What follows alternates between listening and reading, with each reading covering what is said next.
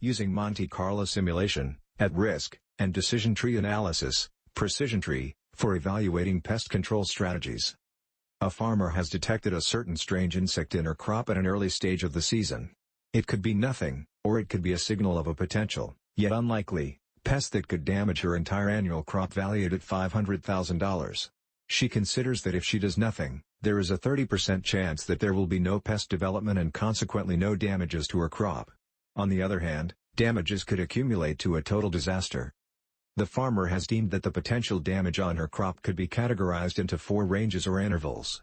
She would consider a low damage to her crop any impact from $0 to $20,000. The likelihood of such a scenario is 20%. A most likely scenario of a moderate impact, a 60% probability, would imply a damage quantified between $20,000 and $50,000.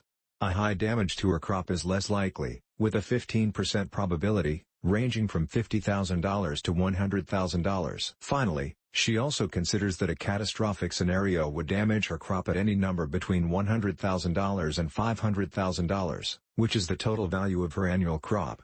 This scenario, however, is only likely in 5% of the instances. The first decision she has to make is whether to pay $1,000 to a field consultant to recommend what type of pest control mitigation strategy, if any, to apply. The consultant could either tell her to do nothing, to apply some chemical mitigation, or to go for biocontrol mitigation. 3 different alternative chemical strategies could be recommended, either applying an organic pest control method, a weak chemical, or a strong chemical. Applying an organic chemical would cost $5,000, but its probability of being effective is only 15%. Applying a weak chemical costs $7,000 and is generally effective only in once every 3 cases, whereas applying a strong chemical method would cost $9,000 and its effectiveness probability is 70%. Alternatively, there are 2 general biocontrol methods that could be relevant to mitigate potential damages to this crop. One consists of buying ladybugs, which would hopefully eliminate the pests through competition and predation. This is relatively cheap, costing $1,000 and with an effectiveness ratio of 30%.